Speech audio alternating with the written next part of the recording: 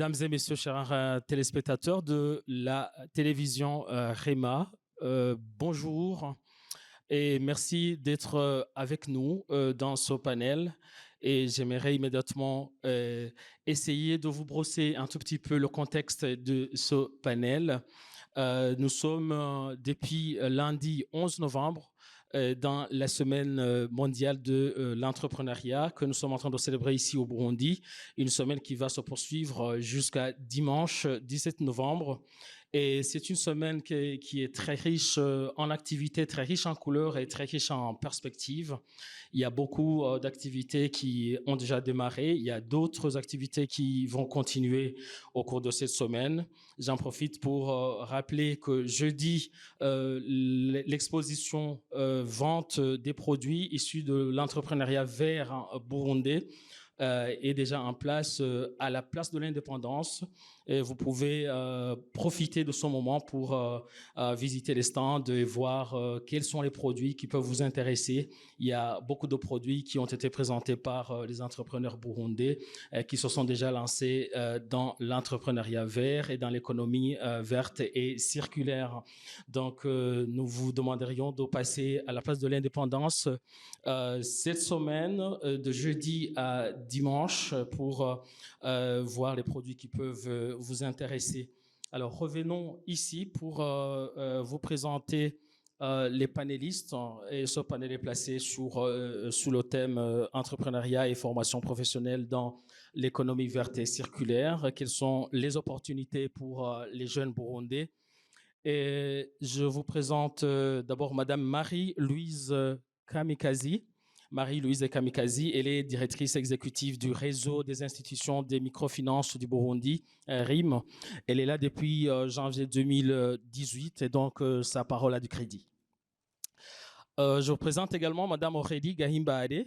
Madame Aurélie Gahimbaade est l'œuvre dans divers domaines au Burundi. Elle est graduée de Concordia University à Montréal en marketing. Et elle est revenue s'installer au Burundi pour se lancer dans l'entrepreneuriat, alors qu'il venait de passer 25 ans au Canada et elle a décidé de revenir ici. Elle dirige l'entreprise Rama Factory, qui est une entreprise qui transforme en fait le papier recyclé en papier hygiénique. Nous sommes également avec Monsieur Claude Croiset. Claude Croiset qui est venu de Bruxelles. Il est sur les questions environnementales, climat, économie et circulaire. Il apporte particulièrement un appui au projet de Enabel et accompagne Enabel dans la prise en compte des aspects environnementaux et coordonne aujourd'hui le bilan carbone de Enabel.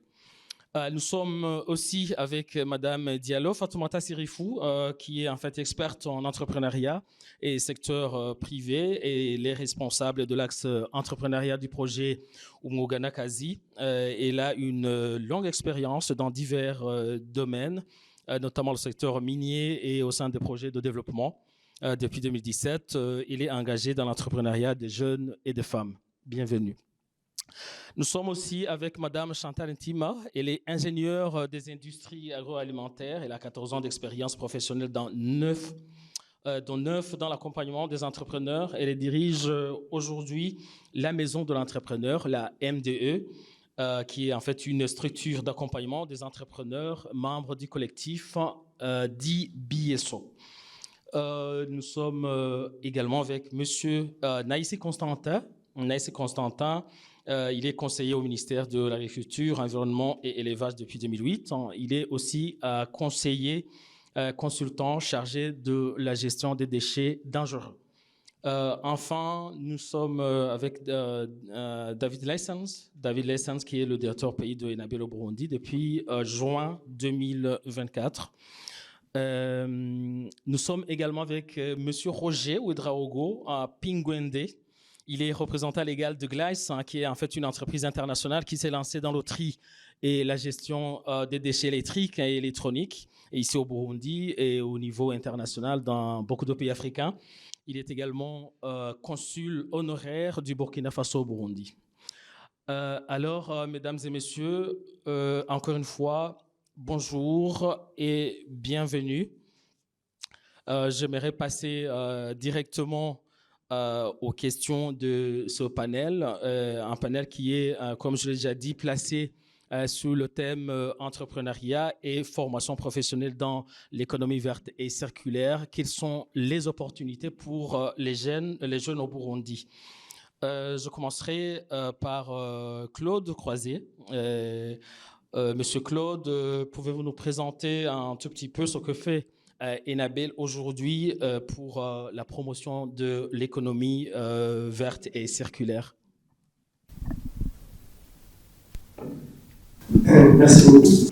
Peut-être juste un petit mot avant de passer à ce que fait Enabel, juste pour être sûr, parce que l'économie circulaire, c'est vrai que c'est un concept parfois un petit peu complexe.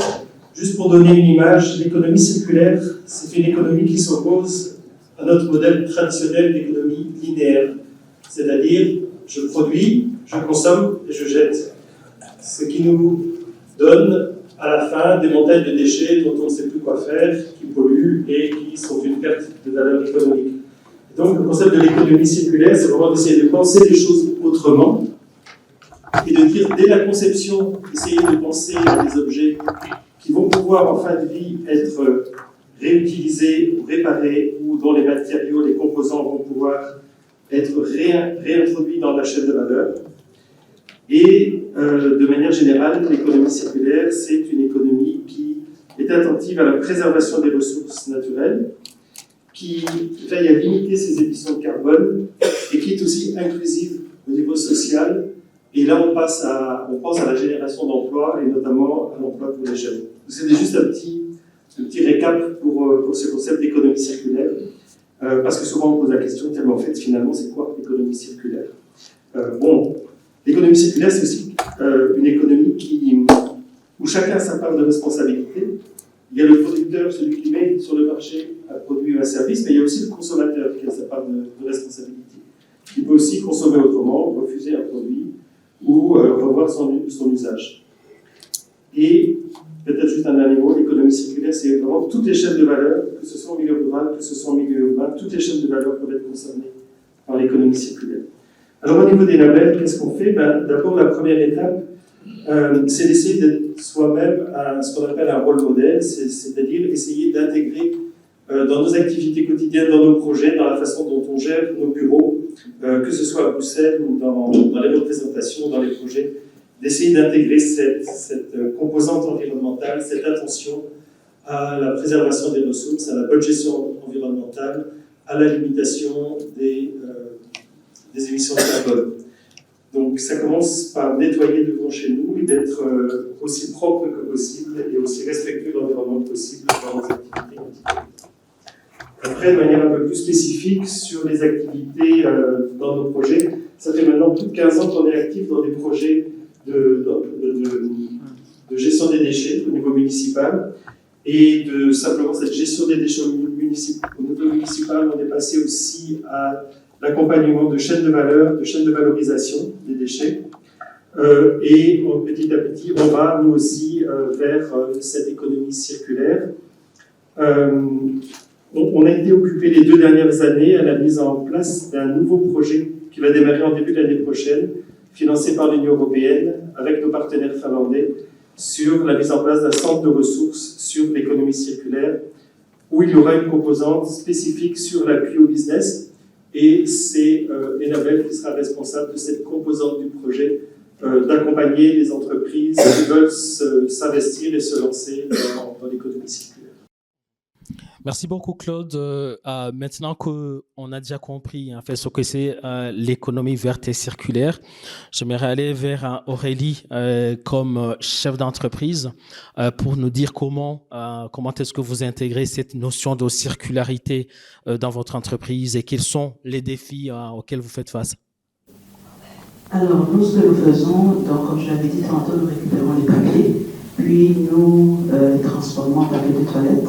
Pour le moment, mais nous nous préparons à pouvoir offrir d'autres produits à base donc, de ce papier recyclé. Nous travaillons avec des institutions qui sont déjà adhérées à cette cause et puis donc, nous récupérons leurs papiers. Avec ça, nous avons été en mesure de créer quelques emplois parce que ça prend des gens pour aller ramasser ça, ça prend des gens pour opérer énergie. Et voilà, donc ça, en tant qu'entreprise, c'est ça notre partie d'investissement dans tout ce qui est l'économie circulaire et verte. Merci. Peut-être qu'on peut aller chez Roger dans Gleiss pour la même question, effectivement, et les mêmes défis. Pour Gleiss, c'est tout autre, en fait, parce que nous avons commencé des activités d'importer, de faire venir des ordinateurs pour les secteurs éducatifs, sanitaires et socioculturels. Et de là, nous avons constaté le besoin d'avoir un centre qui gère la fin de vie des équipements électriques et électroniques. Et tout de suite, nous avons commencé la collaboration avec le ministère de l'Environnement pour mettre en place un centre expérimental qui aujourd'hui est fonctionnel. À travers ce centre, nous avons des données au niveau du Burundi sur les tonnes de déchets électroniques collectés chaque mois et donc à la fin chaque année, donc collectés et recyclés, démantelés, ainsi de suite. Et de là, nous nous sommes rendus compte que ce projet demande une certaine formation. Et aussi, nous avons intégré ça avec l'éducation dès le début. Et maintenant, nous avons ouvert également un centre d'enseignement des métiers pour le développement durable. Et dans ce centre où nous avons des formations en énergie solaire, en biogaz et l'éolienne également, nous intégrons justement dans les documents de formation l'aspect gestion de la fin de vie. Parce que ce sont les techniciens qui eux-mêmes doivent être sensibilisés. Donc, une personne qui acquiert des techniques sait qu'à la fin de la vie de l'équipement, voilà les mesures qu'il faut prendre pour que ces équipements ne polluent pas l'environnement. Merci beaucoup. Même si on ne l'a pas encore dit ici, parmi les défis, il y a l'accès au financement. On l'a dit depuis lundi à l'ouverture de cette semaine mondiale. Les entrepreneurs, les jeunes entrepreneurs l'ont dit 1000 fois. Ils disent que c'est trop difficile d'accéder au financement. Et là, je vais m'adresser directement à Madame Marie-Louise. Comment est-ce que votre réseau d'institutions de microfinance compte intégrer cette dimension d'accès au financement dans le cadre de l'économie verte et circulaire? Merci. Je voudrais d'abord présenter ce que c'est ce réseau. C'est un réseau qui regroupe 58 institutions de microfinance agréées par la Banque centrale, la BNB. Et parmi ces 58 institutions, il y a une fêtière. C'est la Fédération des coopératives du Burundi, la FENACOBO, qui regroupe à son sein 23 institutions de microfinance aussi agréées par la Banque centrale. Alors, c'est pour vous dire que le réseau offre des services sur la couverture nationale. Et dans chaque commune du pays, on retrouve une institution de microfinance, et surtout grâce à la fêtière du Copec, la FENACOBO. Alors, la mission en général des institutions de microfinance, c'est d'offrir des produits et services financiers, c'est-à-dire l'épargne et crédit, aux personnes exclues du système bancaire classique. C'est la population à la base en général. Et parmi cette cible, il y a les jeunes entrepreneurs qui sont avec nous. Ça veut dire que c'est une finance inclusive. Et en plus de ces services financiers, nous avons des services non financiers où on fait de l'éducation financière d'OMAS pour permettre des connexions et des familiarisations de cette population qui pratique encore une finance informelle pour les connecter aux institutions de microfinance. Alors, vous avez commencé par énoncer la problématique d'accès à ces services financiers. La problématique d'accès à ces services financiers, c'est une problématique qui a ses sources sur cette profession, la profession de donner du financement. C'est une profession qui a des règles et des régulations où, même si on est appelé à permettre à la population d'accéder au financement, il y a de l'autre côté la régulation pour que les fonds qui ont été donnés, ce ne sont pas des dons, ce sont des crédits, il doit y avoir un retour. Et comme ces fonds, ce sont des crédits, ce sont des dépôts de la même population, l'institution de microfinance est redevable. Il doit y avoir un remboursement de ces fonds. Ce qui fait que, alors, le grand défi, c'est quand on accorde un crédit, c'est le recouvrement. Cette population bénéficiaire doit rassurer le financier. C'est là où je parle de la problématique du métier, de la profession. Il faut veiller à ce que les fonds qui ont été donnés pour financer l'économie, pour réduire la pauvreté, soient remboursés. Et qu'est-ce qui le permet? Qu'est-ce qui tranquillise le banquier qui gère les fonds des autres? Ce sont des garanties. Alors, le grand souci, ce sont ces garanties. Mais quand même, les choses évoluent. Il y a des mécanismes de mitigation qui ont fait que l'accès aux garanties peut, des fois, il y a des solutions intermédiaires. On donne des crédits solidaires pour permettre la solidarité entre les membres des groupes financés.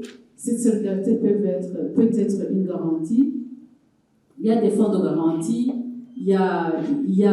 même les objets financés peuvent servir de garantie. C'est pour vous dire que la problématique, des fois, ça réside au niveau de la sécurité de ces crédits accordés. Mais à un certain moment, on peut se dire qu'il y a des entreprises qui peuvent avoir des garanties. Je vois déjà Rama Factory, je vois déjà Gleiss, je vois d'autres entrepreneurs ici dans la salle ou même pas ici dans la salle qui peuvent avoir des garanties. Est-ce que vous pouvez proposer des avantages comparatifs pour des entreprises, par exemple, qui se sont lancées dans l'économie verte et circulaire? Parce que nous avons vu qu'il y a effectivement beaucoup de défis et donc ce sont des entreprises à encourager.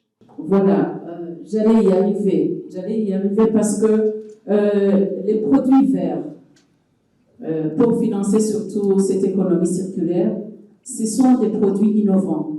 Ça ne date pas de longtemps. Alors, pour pouvoir ouvrir cette fenêtre de financement des produits vers l'économie circulaire, nos institutions de microfinance ont pris quand même du temps pour pouvoir d'abord comprendre comment financer, comment développer ces produits, l'économie circulaire, des produits recyclables. Alors, pour votre information, je dois vous dire qu'il y a déjà des actions déjà faites au niveau de notre secteur de la microfinance. Par exemple, si je vais dans la chaîne de valeur agricole, nous finançons la transformation des bacs de riz. Au lieu qu'il y ait beaucoup de déchets au moment de la transformation du riz, nous finançons la transformation de ces bacs de riz en briquettes. Et ces briquettes sont produits et vendus. Ça permet à ce qu'il y ait une économie recyclable. Je voulais, à partir de ce simple exemple, vous dire qu'avant, on finançait la production des briques à l'état ancien.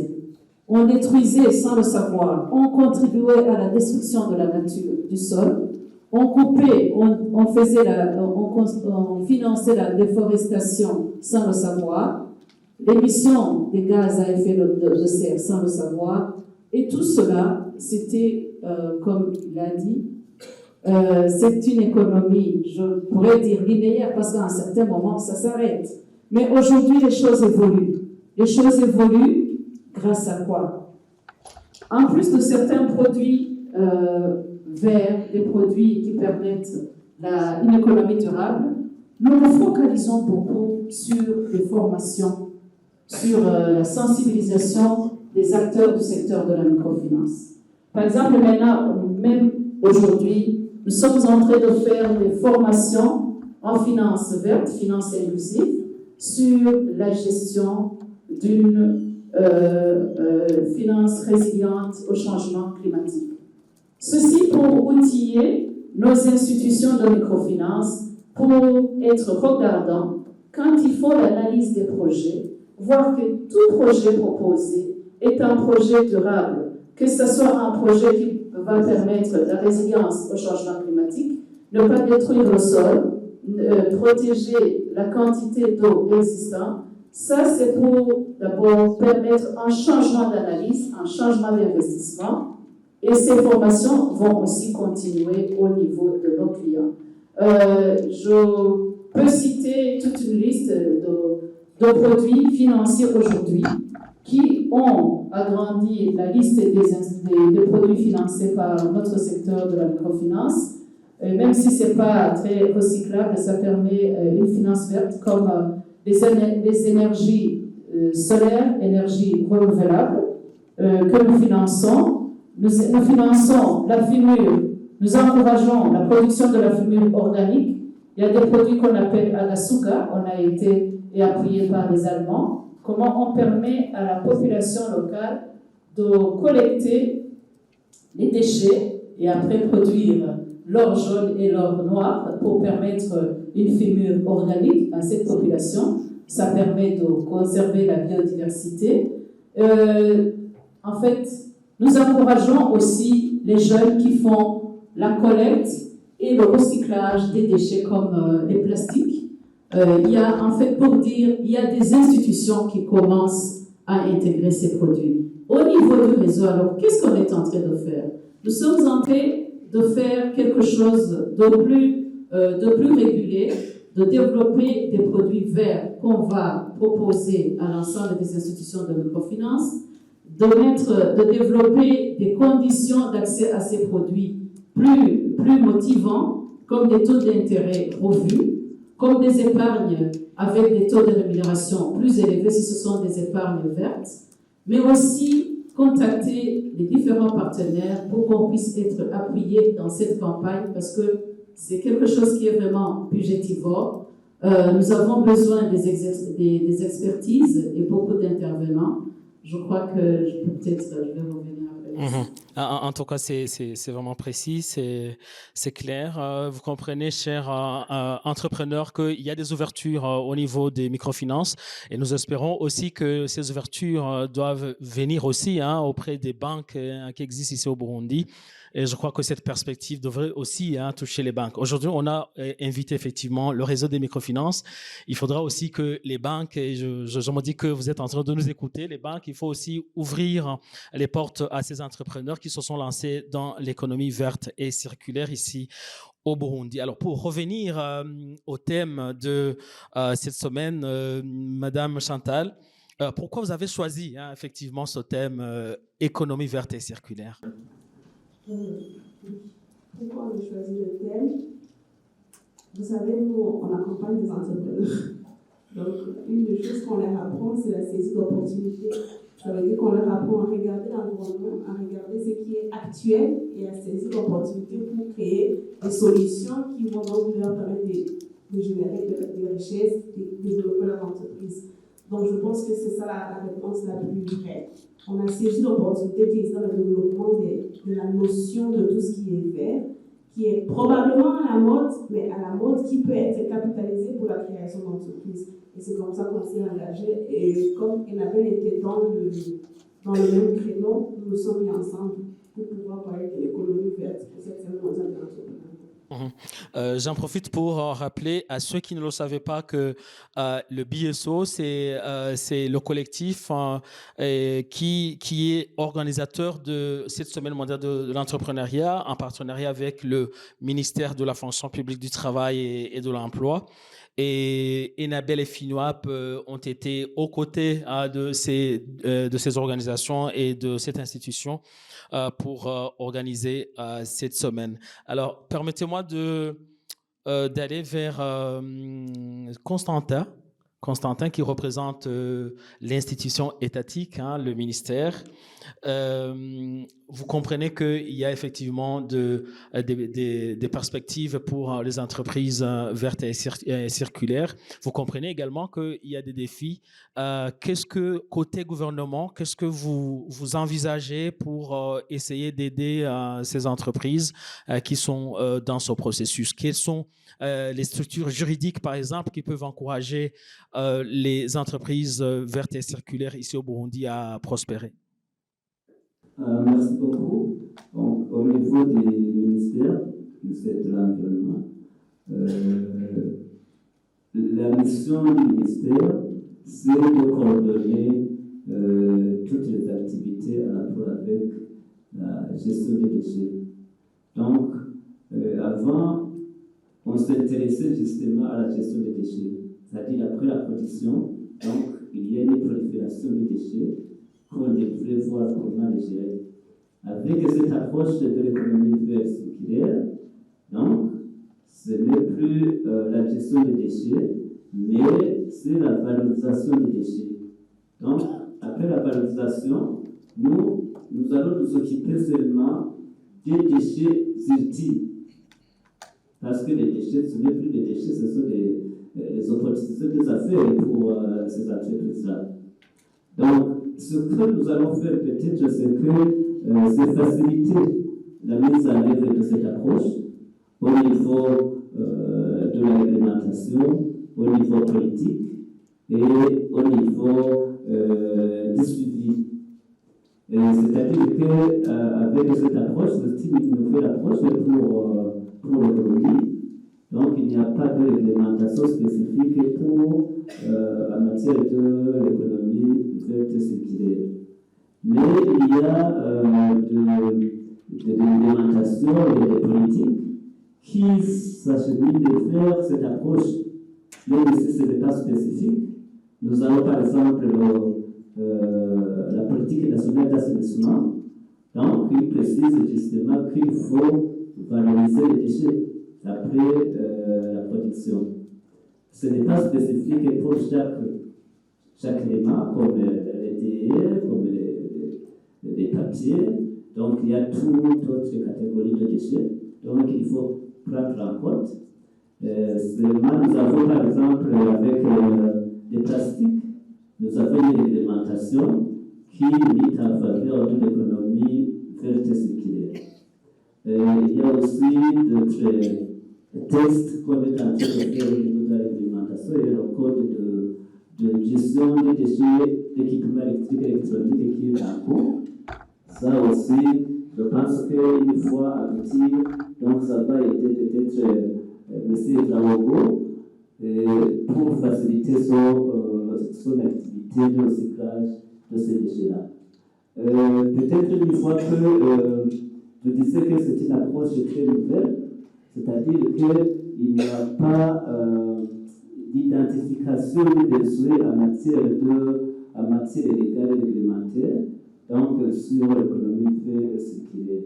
Une fois c'est les besoins identifiés, c'est-à-dire que le ministère, notre ministère concerné, vont travailler sur ça pour faciliter effectivement la mise en œuvre de cette approche et que on va faire cette réglementation pour faciliter la mise en œuvre, mais aussi en tenant compte de la souveraineté environnementale. Donc c'est très important ça, parce que, comme quelqu'un l'a dit, donc il peut faire une activité, mais sans se rendre compte qu'il y a des conséquences néfastes sur la santé et l'environnement. Donc on va tenir compte de tout ça. Merci beaucoup. Allons côté Enabel, qui est en fait l'agence belge de développement. Nous voyons Enabel dans presque tous les secteurs ici au Burundi, l'agriculture, la justice, l'environnement, l'éducation, la santé, et sans toutefois oublier effectivement le secteur de l'économie verte et circulaire. Il y a effectivement des initiatives et il y a des approches qui sont initiées par Enabel. Quelles sont justement les approches de Enabel? Enabel, et comme vous dites, l'agence belge de développement, nous avons un long historique de partenariat avec le gouvernement burundais dans l'exécution d'un projet de développement. Et nous venons de lancer un nouveau projet, un nouveau programme de 5 ans, 2024-2028, qui œuvre dans 5 domaines. Nous sommes actifs dans le secteur de santé, de l'éducation, de l'agriculture, de la gouvernance et de l'insertion professionnelle. Dans le développement de ce nouveau programme belge, nous avons constaté que le sujet environnemental est un sujet qui est devenu très important. Aujourd'hui, est quand même un des pays les plus vulnérables aux effets du changement climatique. J'étais en réunion avec l'Organisation internationale de migration la semaine passée. J'ai compris que cette année, 102 000 Burundais sont devenus des réfugiés climatiques. Cette année, juste un chiffre qui m'étonnait, qui montre comment le changement climatique est un problème majeur dans ce pays. On le constate tous, la montée des eaux des lacs, les problèmes d'érosion, etc. Donc nous avons décidé que le sujet environnemental doit être un sujet clé dans toutes nos interventions. Et nous ne devons pas seulement attaquer les problèmes, mais aussi voir comment contribuer aux solutions. Et dans le projet d'insertion professionnelle, c'est là, je pense, où on se retrouve avec le soutien aux solutions. Parce que, historiquement, Enabel travaille beaucoup avec le secteur de formation en Burundi. On soutient beaucoup de centres de formation technique. On a une longue historique dans laquelle on aide à former des jeunes pour apprendre un métier. Ce sont souvent des métiers comme couturerie, électricité, maçonnerie, etc.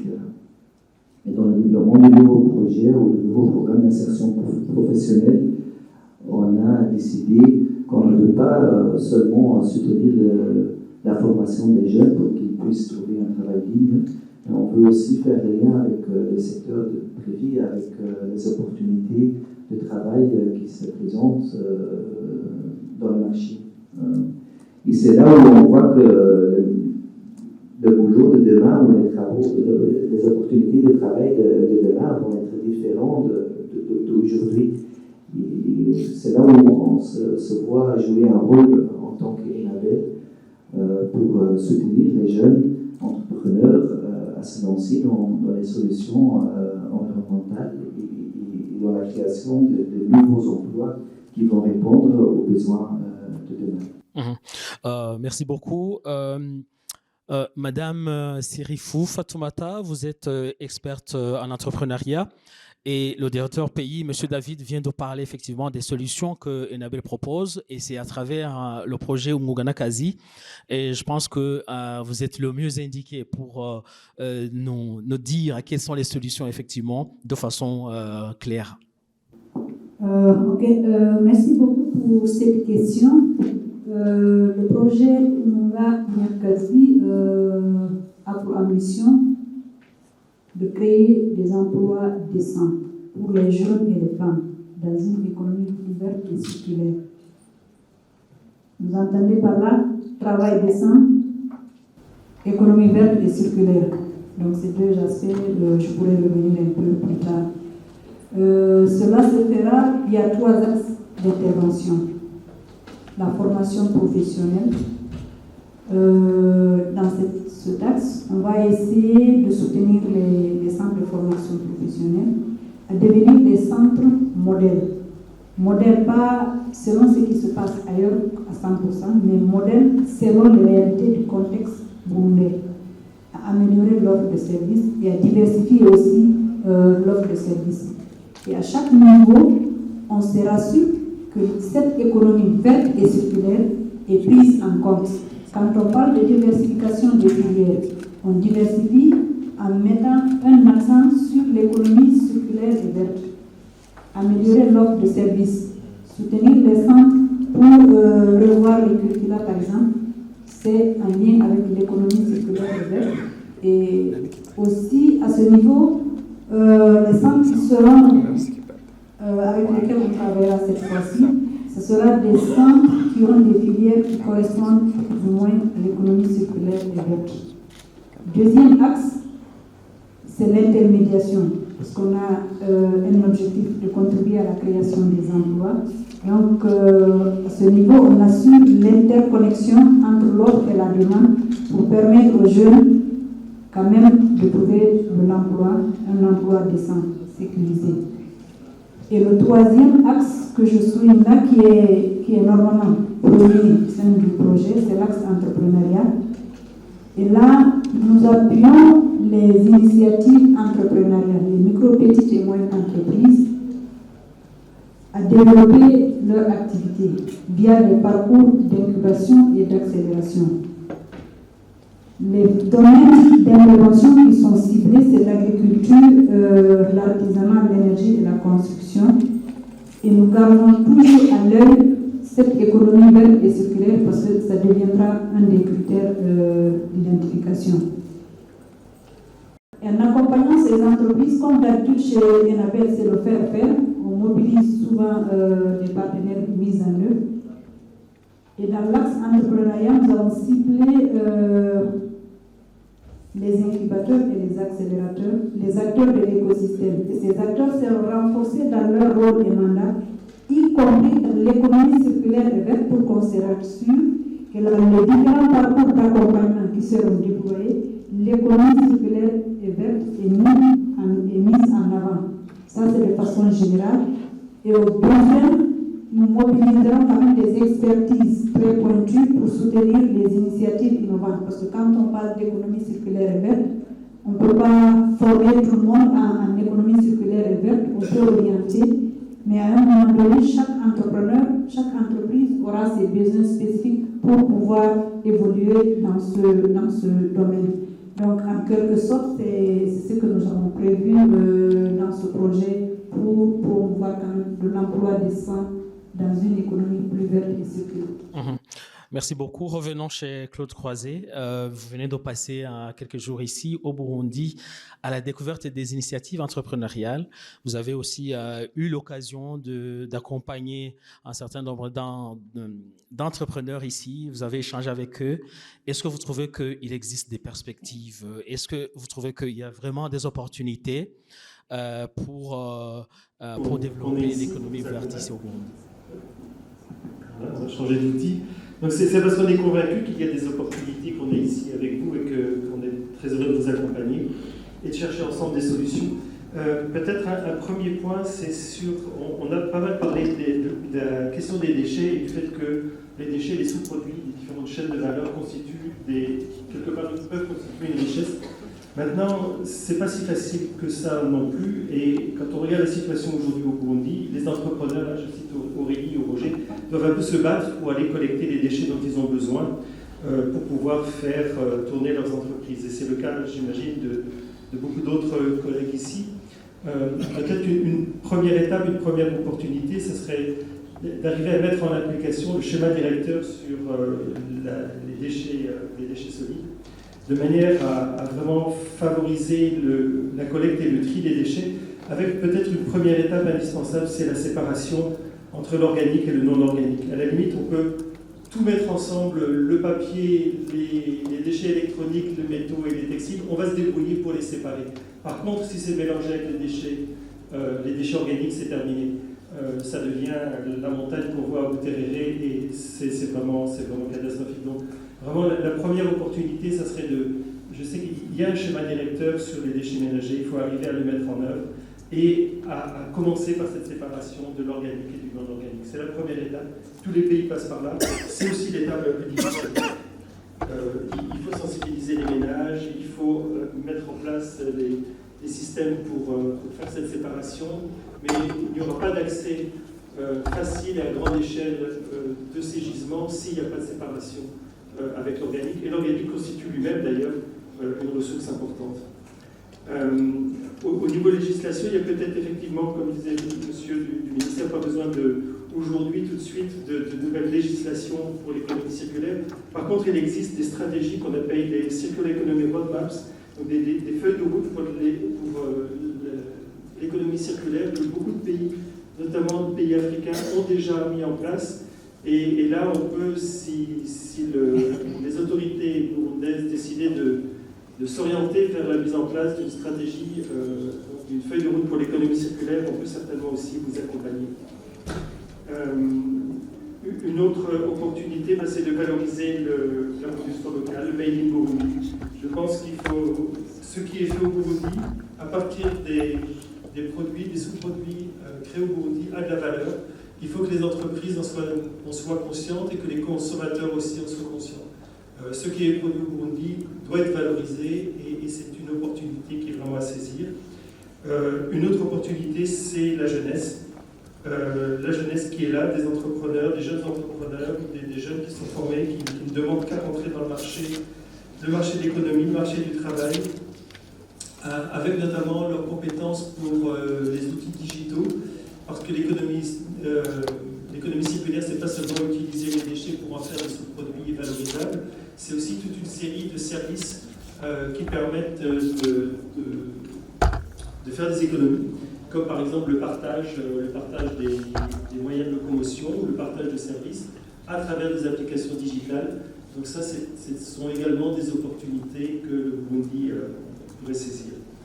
Et en fait, vu la dynamique qu'on voit au niveau des entreprises aujourd'hui, il y a certainement des réseaux à créer, davantage de partage, de partenariat, de mise en réseau à faire au niveau de ces entreprises qui constituent elles-mêmes en fait une belle opportunité pour le Burundi. Merci. Madame Aurélie, on le remarque souvent ici au Burundi ou même ailleurs, les entreprises ont tendance à chercher l'expertise, les bons profils pour se faire de l'argent, mais souvent on oublie les aspects genre, alors que c'est une autre notion qui accompagne l'économie verte et circulaire. Qu'en est-il chez vous? Alors chez nous, en effet, nous utilisons des machines et dans cette communauté-ci, les machines sont souvent opérées par des hommes. Alors nous avons un tiers de notre personnel c'est des femmes, et ce tiers s'occupe de la finition. La finition et tout ce qui est l'administration. Donc nous avons essayé d'élargir ce nombre d'emplois directs, et par contre nous sommes encore limités à un tiers. Par contre, nous avons ce que nous appelons des emplois indirects, qui c'est par exemple ceux qui vont ramasser des papiers à droite à gauche. Là, nous avons pu intégrer des femmes. Donc, ce n'est pas nécessairement des employés de l'entreprise, mais ils sont à leur propre compte. Mais quand même, elles parviennent à vivre grâce à ce que nous leur payons lorsqu'ils vont ramasser le papier. Côté Glace, c'est la même chose. Hein? Vous en êtes à 50% par exemple. Hein? Je pense que vous l'avez vu à travers la vidéo. Le centre de gestion des déchets électroniques est géré par une femme, la deuxième d'ailleurs. Donc, dès le début, c'est une femme qui est la directrice du centre. Et depuis la création, c'est toujours une femme qui est la directrice du centre. Et c'est la même chose aussi au niveau des formations. C'est très équilibré. Et on a aussi bien des garçons comme des filles. Et je voulais raconter une petite histoire par rapport à la formation professionnelle une fois. Donc, la formation professionnelle, on a des étapes de stage, surtout dans les énergies renouvelables, l'énergie solaire. Et pendant la période de stage, il y avait une jeune femme qui entre-temps s'est mariée, qui a eu un bébé. Et on était un peu, on ne savait pas comment faire parce qu'il fallait se déplacer très loin du lieu d'habitation pour faire le stage. Et on était prêt à l'exempter du stage. Mais c'est son mari, après concertation, qui nous a téléphoné, qui a dit non, il veut que sa femme puisse faire le stage parce que c'est ce qu'elle désire et qu'elle allait se déplacer avec sa nounou pour garder le bébé afin qu'elle puisse vraiment faire son stage professionnel selon ce qu'on avait prévu dès le début. Et elle a fait ça avec succès. Donc vous voyez que voilà, on peut prendre des mesures même dans ces circonstances-là pour permettre aux jeunes femmes de pouvoir suivre leur formation professionnelle du début jusqu'à la fin. C'est une bonne chose. Allons côté BSO, en fait, qui est le collectif des organisations qui accompagne les entrepreneurs ici au Burundi. Est-ce que vous intégrez les aspects économie verte et circulaire dans les parcours d'accompagnement des entrepreneurs que vous proposez ou c'est déjà un fait? Ce qu'il faut dire, c'est que, comme vous l'avez si bien dit, BSO, c'est quand même 6 organisations aujourd'hui qui accompagnent les entrepreneurs. Et vous avez vu Bidja, par exemple, qui est membre de BSO, qui vous a montré des exemples d'entreprises vertes qui l'accompagnent. C'est la même chose à la M2, c'est la même chose les BIN. Donc, ce qu'il faut reconnaître, c'est qu'on lançait des appels pour recruter des entrepreneurs et il y en avait parmi eux qui étaient des entreprises vertes. On n'avait pas un parcours spécifique pour les entreprises vertes. Mais je crois que à partir de maintenant, c'est pour cela qu'on les lance en pompe comme ça. À partir de maintenant, il faut maintenant qu'on arrive à intégrer cela dans nos parcours d'accompagnement. La question c'est peut-être comment on va pouvoir le faire. On a réfléchi, depuis la vision, on fait que réfléchir à la question. En fait, premièrement, on ne va pas accompagner que les entreprises vertes. On ne va pas dire qu'aujourd'hui, pour être incubé, il faut absolument être vert. Non. Chez les non-verts, même la foire, elle est super intéressante. À la foire, il y a un côté vert et un côté non-vert. Vous allez voir. Chez les non-verts, ce que je pense qu'on peut s'engager à faire, c'est au moins de les sensibiliser à avoir des bonnes attitudes vertes. Vous voyez, Claude, je crois, ou de Rama Factory, il a clairement dit, parfois elle a du mal à aller ramasser des papiers parce que c'est mélangé avec des pots de banane. Donc, je crois que la première chose qu'on peut faire, c'est déjà d'éduquer ces entreprises-là que nous accompagnons, qui ne sont pas vertes, au moins à adopter des comportements respectueux de l'environnement. Ça peut être du tri, ça peut être la gestion de l'électricité. Il y a beaucoup de travail dans tout ce qui est traitement d'eau, des eaux usées, comment ils se sont en train de leur envoyer. Tout un peu à remonter sur la filière où ils dépendent, par exemple, autour de cette question. Maintenant, si elles sont vertes, comment on va les accompagner? Déjà, ce que nous offrons ne changera pas a priori. On offre de la formation entrepreneuriale, on offre des formations techniques, on offre des paquets de conseils, coaching, mentorat, on offre tout ce qui est facilitation d'accès au financement. C'est elle qui le fait, mais on encourage, on lie au moins les entrepreneurs avec les institutions de financement.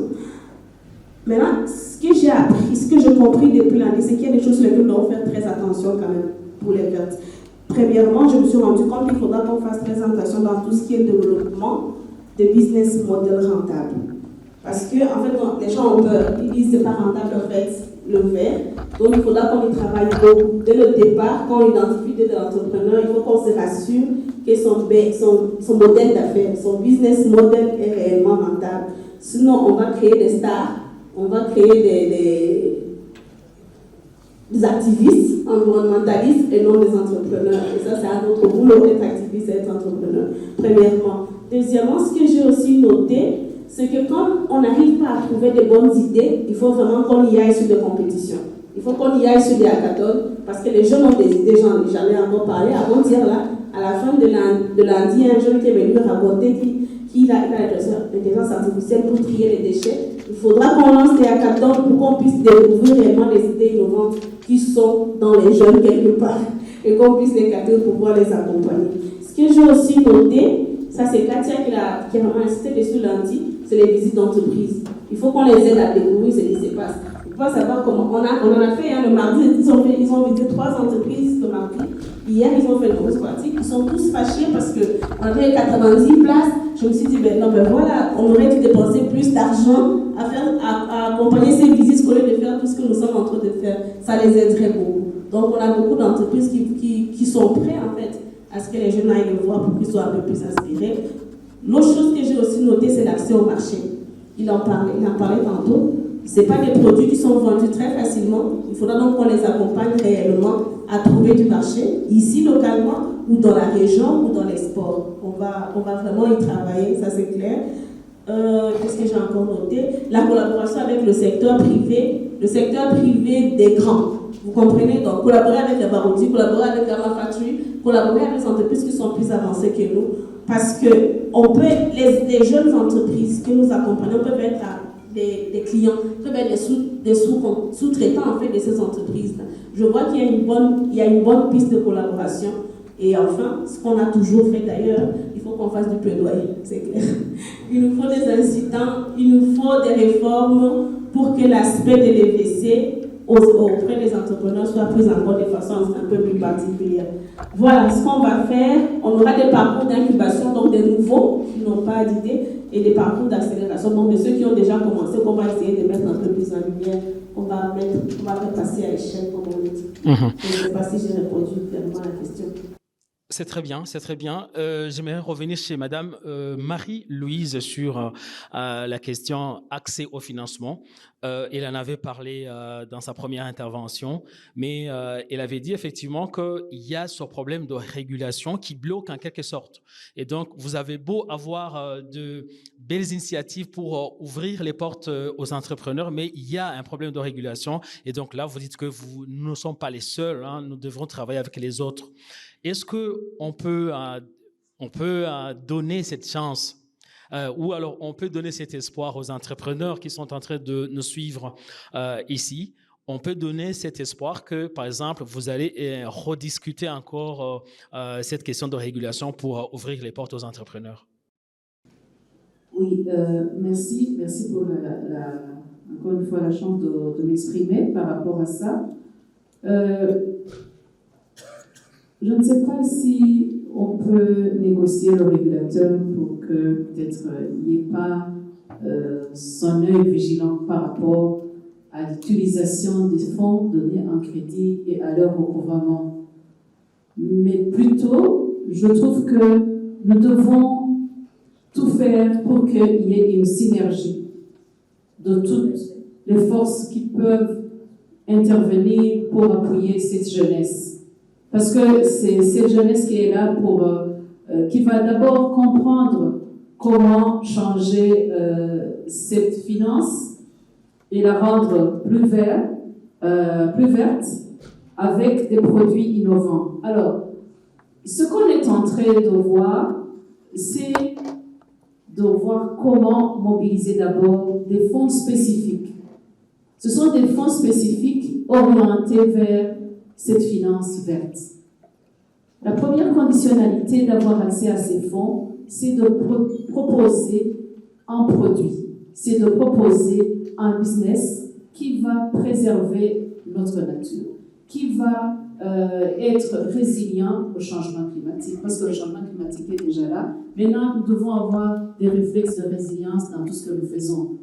Alors, on se dit, au niveau du secteur de la microfinance, même s'il y a d'autres partenaires qui sont en train d'encadrer cette jeunesse, d'encadrer nos futurs clients, nous aussi, on ne croise pas les bras.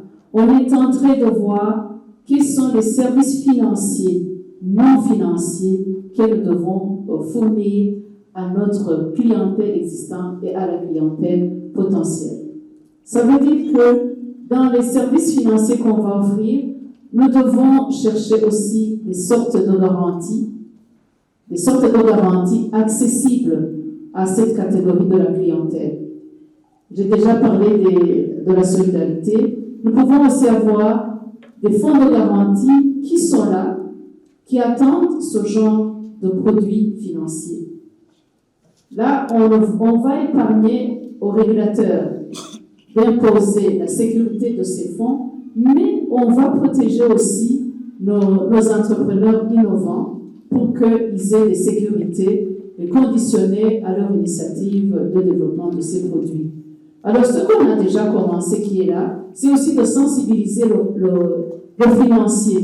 Est-ce qu'au moins nos institutions de microfinance comprennent ce changement qu'on doit faire? Nous sommes en train de les former alors. Nous sommes en train d'essayer de développer des produits financiers verts. Mais il y a des fois où nous avons des idées, des initiatives, mais j'ai bien dit, c'est cette synergie avec nos partenaires financiers, mais aussi le secteur public avec tout ce qu'on a vu avec le ministère de l'Environnement, qui sont des experts qui doivent aussi accompagner toutes les actions qu'on va faire pour être vraiment en ordre avec ce qui est. Oui. Madame Esserifou, vous avez organisé beaucoup d'ateliers au cours de cette semaine mondiale de l'entrepreneuriat. Il y a eu d'excellentes restitutions. Et quelles sont les étapes suivantes pour votre projet Mugana Kazi afin d'accompagner les entrepreneurs? Merci beaucoup. Les prochaines étapes du projet en termes d'accompagnement des entrepreneurs, ça va être le processus d'identification et d'accompagnement des entrepreneurs. C'est quelque chose qu'on compte démarrer en 2025. Il y aura une large communication qui sera réalisée dans les différentes zones d'intervention du projet, notamment dans les provinces de Chibitoke, de Bubanza, de Ngozi et de Kiondo, et à Bujumbura ici pour quelques initiatives qui existent. Ces campagnes seront lancées pour informer le public, les jeunes entrepreneurs qui a cette opportunité pour venir saisir cette opportunité et bénéficier des différents parcours d'accompagnement, d'implantation et d'accélération. Et comme je le disais au départ, notre ambition c'est de créer des emplois décents dans une économie ouverte et circulaire. Vous comprendrez avec moi, quand on parle d'emploi décent, il y a quelque chose qui est derrière un emploi décent, il y a quand même une différence. Donc, nous ciblons quand même des micro-entreprises qui ont un fort potentiel de croissance pour qu'en 2028, avec tout le paquet d'accompagnement qu'on prévoit, on puisse quand même se retrouver avec des entreprises compétitives qui utilisent les ressources de manière efficace et efficiente. Ça, c'est dans le volet entrepreneuriat. Et l'autre côté, axe formation professionnelle. Il y a tout ce ciblage au niveau des centres de formation et l'accompagnement des apprenants sur la base de la validation des chaînes de valeur les plus porteuses qui seront validées par une étude qui est en cours au sein du projet. Donc, en quelque sorte, c'est ça aussi le volet intermédiation pour faciliter, pour permettre aux jeunes quand même, au-delà de l'entrepreneuriat, d'accéder à un emploi décent, soit avec les acteurs publics ou les grandes entreprises qui vont les employer avec un emploi décent qui est sécurisé. Merci beaucoup. Monsieur Constantin, au regard de, à l'image de ce que l'on vient de dire ici, presque tous les panélistes, quel est le message que vous lancez à la jeunesse burundaise, aux jeunes entrepreneurs burundais dans ce contexte de la Semaine mondiale et surtout de l'économie verte et circulaire? Merci. Ce que je peux dire à la jeunesse, il faut que la jeunesse sache que le monde que nous vivons aujourd'hui s'est transformé en une société de consommation. Et cette société de consommation a fait qu'il y ait donc cette exploitation des ressources naturelles. Bon, le gaspillage des ressources naturelles. Bon, selon les études, on peut dire qu'il y a un déficit annuel d'au moins de quelques mois. Alors, s'il y a un déficit aujourd'hui, ça sera dans les générations futures. Donc, c'est cette approche-là qui peut nous permettre de récupérer ces ressources naturelles, c'est-à-dire en réservant la consommation des ressources naturelles. Donc en fait, c'est garantir la génération d'aujourd'hui et future. Donc, il faut alors que la jeunesse puisse se lancer effectivement dans cette approche pour la conservation des ressources naturelles. Sinon, c'est ce que nous voyons, le changement climatique et tout ça, c'est à cause de cet gaspillage de ressources naturelles qui cause donc les émissions à effet de serre. Donc, vous voyez toutes les catastrophes qu'on enregistre aujourd'hui. Donc, pour pallier à cela, donc il faut que la jeunesse se lance effectivement dans cette approche de l'économie verte et circulaire. Sinon, notre génération est en partance. Donc, il faut que la jeunesse est prête et le tester à main. Merci beaucoup, Monsieur le directeur pays de Enabel. Le représentant du ministère vient de parler effectivement de la protection de l'environnement et il se peut que Enabel a déjà initié quelques démarches pour essayer de prendre en main cette question. Quelle est cette initiative et quel est ce projet en fait que vous êtes en train de faire pour donner l'exemple à tout le monde? Oui, merci. En tant qu'Enabel, nous sommes un consommateur ici, donc nous avons constaté qu'on achète pas mal de choses et que dans notre propre pratique à nous, on doit essayer de privilégier les entreprises vertes et circulaires dans notre propre fonctionnement, dans notre propre achat que nous faisons. Et je dois avouer que ce n'est pas un exercice facile parce que parfois nous sommes dans des cadres de contractualisation assez stricts qui doivent être changés pour aussi permettre aux idées innovatrices d'avoir leur chance quand on va lancer les marchés, etc. Et souvent, quand on lance des marchés, ce sont des critères financiers classiques qui déterminent qui gagne. Et quand on est dans des modèles nouvelles, c'est un peu différent parfois. Nous avons quand même réalisé quelque chose. Nous avons acheté des voitures électriques chez Enabel. J'ai compris que c'était la première voiture au marché burundais. On était les premiers à acheter des voitures électriques. Et ça donne un boost énorme à l'entreprise qui se positionne sur le marché burundais pour vendre des voitures électriques parce qu'au moins il y a déjà un modèle qui circule dans la ville.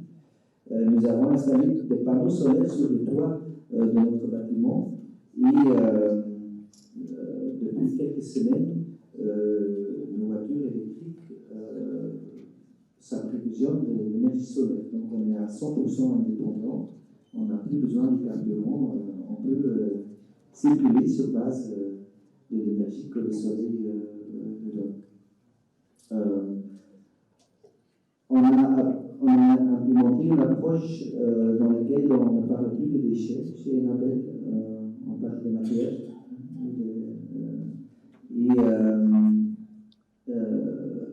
Et on a lancé des partenariats avec des entreprises comme Rama, Glace, etc. Ce qui fait que nous collectionnons, on ne collectionne plus les déchets, mais on collectionne des matières dans tous les bureaux. On est en train aussi maintenant de regarder comment réduire un peu l'utilisation des climatisateurs dans nos bureaux parce que nous avons constaté qu'il y a pas mal de solutions qui existent pour créer plus de l'ombre que la nature nous donne, planter des arbres aux alentours de nos bâtiments, réfléchir sur l'architecture quand on construit des bâtiments. On installe quand même beaucoup de bâtiments, on construit beaucoup chez Enabel, des écoles, des hôpitaux, etc. Nous constatons que parfois il existe dans le monde des architectes, il y a quand même des choses qui bougent, on constate qu'il y a le fonctionnement. On peut apercevoir la construction d'un bâtiment d'une façon dans laquelle la réaction naturelle peut être privilégiée et on a besoin de moins d'énergie. Le genre de solutions que nous essayons de mettre en œuvre ici au Burundi. Merci beaucoup. On voit déjà cet engagement après l'ouverture de la Semaine mondiale de l'entrepreneuriat. Et on a remarqué effectivement que dans les ateliers, la bouteille plastique a disparu des salles, ce qui est une bonne chose. Et je crois que c'est quand même une belle chose à adopter même pour les autres acteurs de développement. Et voilà, nous cheminons vers la fin de ce panel. On va faire le tour. Un mot de la fin, un conseil. Claude. Oui, merci. Ça fait en fait très plaisir d'être là parce que je me rappelle, il y a à peu près 2 ans et demi, quand Enabel a reçu la lettre d'instruction de notre ministère de la Coopération en disant pour les projets dans le domaine de la formation professionnelle, ça sera formation professionnelle, emploi et dans le cadre de l'économie circulaire. Et j'avoue que sur le moment, j'étais un peu sceptique en disant quand même, le Burundi, c'est une économie fragile, est-ce qu'on va encore leur rajouter cette complexité en plus de devoir s'engager dans cette économie circulaire. Et j'avoue qu'au départ, j'étais un peu sceptique, je suis désolé.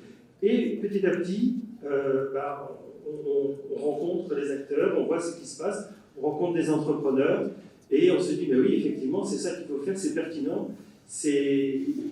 Il faut savoir aussi qu'en Europe, on est loin d'être dans une économie circulaire. On est peut-être dans certaines mesures, dans certains domaines un peu plus avancés, mais on n'est pas encore, nous, dans une économie circulaire. Donc il n'est jamais trop tard.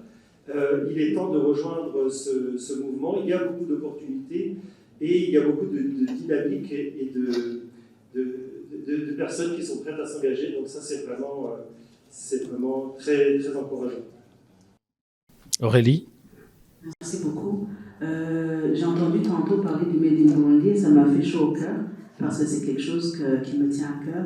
Lorsqu'on parle de WC, je remarque des fois lorsqu'on parle de Made in Burundi, je remarque que des fois emballé au Burundi et fait au Burundi de A à Z rentre dans la même case. Donc il ne faudrait pas que, par exemple, un entrepreneur qui importe le papier qui a été recyclé, qui est formé en rouleau et qui se retrouve à Bujumbura pour couper et faire les papiers hygiéniques, par exemple, ça ne devrait pas tomber dans le WC parce que c'est le papier d'ailleurs. Il faudrait qu'on encourage vraiment le local.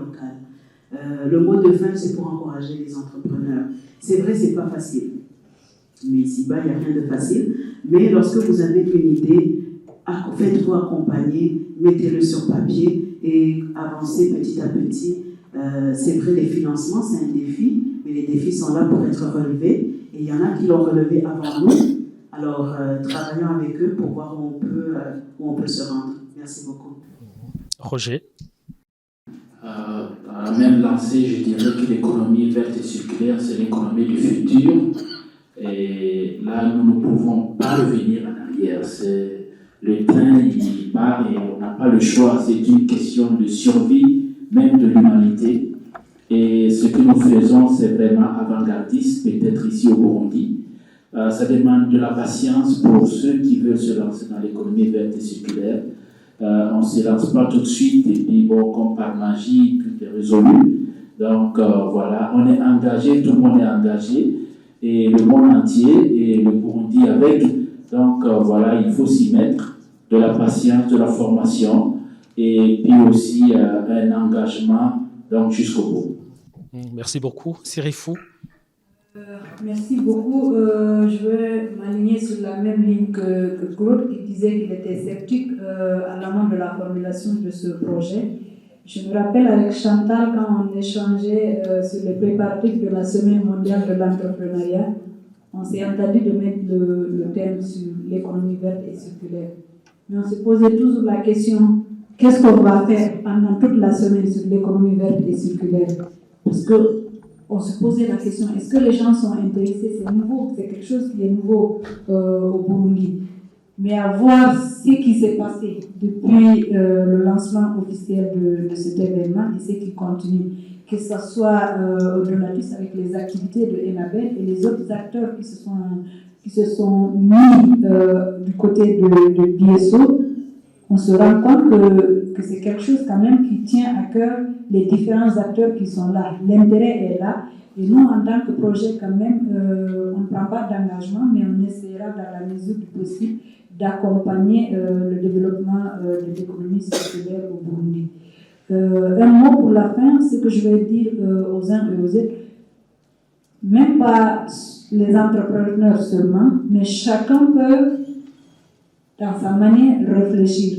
Il peut voir, est-ce que l'action que je suis en train d'entreprendre, est-ce que ça cadre, ça me permet de satisfaire mon besoin, mais derrière, quel est le lien avec la protection de l'environnement? Chacun peut faire quelque chose et en entamant chaque action, je pense qu'on doit repenser, réfléchir pour quand même que tout soit une gestion efficace et efficiente pour le bonheur de tout un chacun.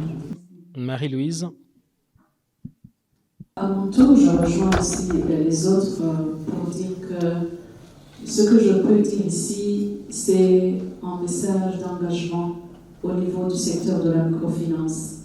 En tout cas, ça nous a pris du temps pour comprendre ces histoires qui sont un peu compliquées. On se disait, ça c'est l'affaire des environnementalistes, ça c'est l'affaire du gouvernement, ça regarde les autres et pas nous. Mais je vous rassure, on a déjà compris. Nous avons des actions qu'on a déjà commencées et on est engagé à poursuivre d'abord en interne, au niveau de nos acteurs, au niveau de notre secteur, en développant des produits verts à offrir à notre clientèle. Parce que maintenant, nous savons qu'est-ce qu'on doit développer comme produit vert et partir des modèles des institutions qui ont pris l'avance pour les lancer à grande échelle, mais également intensifier les sessions de formation, sensibilisation, parce que je ne sais pas si c'est le cas pour d'autres, c'est quand même quelque chose qui n'est pas très facile à comprendre. Le monde du business, c'est un monde où on trouve souvent des gestionnaires, des économistes, et quand on commence à parler de ces histoires de chimie, de ces histoires, on nous parle des CO2, on nous parle du méthane, on nous parle des choses qu'on ne comprend pas, mais maintenant, je pense que ça a beaucoup changé, ça a beaucoup évolué. Les gens se donnent de la peine pour reprendre le cours de chimie, pour en savoir davantage par rapport à la nature, à l'environnement, et savoir comment mettre des mesures d'atténuation, des mesures d'adaptation dans tout ce que nous faisons comme financiers. On s'engage aussi à ne pas rester seul, parce que seul on ne pourra pas y arriver. On s'engage aussi à collaborer avec tous les partenaires qui sont sensibles à appuyer le secteur de la microfinance. Parce que sinon, nous risquons de rater notre mission. Nous devons préserver notre nature. Nous devons financer les actions durables et arrêter de financer les actions de destruction. Merci beaucoup. Je termine avec Madame Chantal. J'ai beaucoup aimé ce que Claude a dit aux jeunes. Les opportunités de travail de demain, c'est dans le vert. Donc je pense que quand vous allez réfléchir aux aides d'entreprise et que vous n'en trouvez pas, quand vous allez réfléchir à quoi faire au master et que vous ne trouvez pas, pensez au vert, il y a des opportunités là-bas dans le futur. Mais je voudrais quand même dire à Madame Louise et aux autres acteurs qui sont là qu'il y a du financement dans le vert. Ça, c'est quelque chose qu'on n'en parle pas suffisamment. Il y a effectivement du financement dans le vert que le Burundi, malheureusement, n'a pas vraiment capté. Il y a au moins 6-7 ans qu'on a essayé d'accréditer quelques organisations au Burundi sur le Fonds vert climat, par exemple, on n'a pas réussi. Ce n'est que l'année passée qu'on a pu sélectionner 2 structures, une banque et une organisation. Je ne pense pas que j'ai le droit de le dire. En tout cas, il y a 2 personnes qui sont aujourd'hui accompagnées pour être accréditées pour pouvoir gérer le Fonds vert climat. Je ne suis pas une spécialiste de ça, mais on m'a dit qu'il n'y a pas que le Fonds vert climat, il y a d'autres financements qui existent. Donc, un appel à tout le monde à ouvrir les horizons et à pouvoir capter ces fonds, un appel à la microfinance, parce que l'autre acteur qui a gagné, c'est une banque. C'est une banque qui ne fait absolument rien dans le vert. Donc, il faut qu'on soit un peu plus opportuniste peut-être, mais positivement pour pouvoir saisir les opportunités de financement dans le vert qui existent. Merci. Moi, si je me réfère à la situation nationale, donc c'est une opportunité pour nos jeunes, parce que vous voyez qu'il y a le taux de chômage qui est très élevé. Donc, c'est une opportunité alors pour diminuer ce taux de chômage au niveau national. Mais aussi au niveau du ministère, au niveau de l'administration, c'est une grande chose parce que de voir avec la mise en œuvre de cette approche, donc ça serait une occasion pour que la majorité des jeunes puissent participer aussi dans la gestion de l'environnement, dans la gestion des déchets. Alors, comme Madame vient de le dire, il y a des opportunités aussi au niveau de financement. Elle vient de parler de Fonds vert climat. Moi, je fais partie du comité de l'autorité de Fonds vert climat au niveau du ministère. Donc, j'encourage les jeunes à formuler des projets, à soumettre au Fonds vert climat. Donc, je suis ici, on va vous aider pour qu'on puisse avoir donc, un projet qui est bancable au niveau de ce Fonds vert climat. Donc, il y a des demandes, donc il faut que les jeunes aussi fassent des demandes. Peut-être demain, après-demain, ils peuvent avoir le financement. Merci beaucoup, monsieur. Nabel est accrédité comme acteur d'exécution pour le Fonds vert climat. Donc, on est avec vous si on a demande aussi à des fonds pour le Burundi.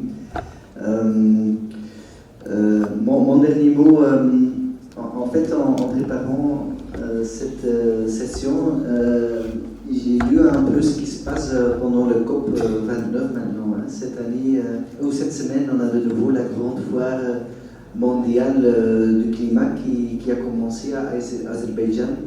Et ce qui me frappe quand je lis un peu ce qui se passe à Azerbaïdjan maintenant, c'est que le COP devient de plus en plus une rencontre des gens d'affaires. Hein. On ne voit plus beaucoup d'activisme, on voit de plus en plus les grands dirigeants des banques, des centres importantes financières, les patrons des grandes entreprises multinationales qui se rencontrent là-bas. Donc ça me confirme quand même un peu dans l'idée que tout ce qui est économie verte et circulaire, c'est le nouveau truc, the way to go, ça devient mature. Donc oui, je veux encourager tout le monde qui se lance dans l'entrepreneuriat vert de rester convaincu que vous êtes à la hauteur des choses, vous captez l'innovation, vous êtes là où il faut être pour être le premier pour bénéficier de la nouvelle voie vers où s'orientent les opportunités du climat d'affaires. Peut-être que vous ne le sentez pas encore dans le quotidien parce que vous êtes innovateur, vous êtes en train de vous battre, mais je vous encourage parce que vous êtes en train de faire les choses justes. Merci. Merci beaucoup. Je dois dire que nous sommes à la fin de ce panel. Un tout grand merci aux panélistes qui se sont offerts à cet exercice très important. Vous avez donné des messages très clairs. Il est sorti des promesses. Je garde l'espoir que les entrepreneurs qui nous ont suivis, vous êtes à l'affût des opportunités. Il y a des portes qui s'ouvrent pour vous et nous disons que le Burundi de demain, c'est vous et il faut saisir toute opportunité qui s'offre. Merci beaucoup. Nous sommes très ravis de ce panel.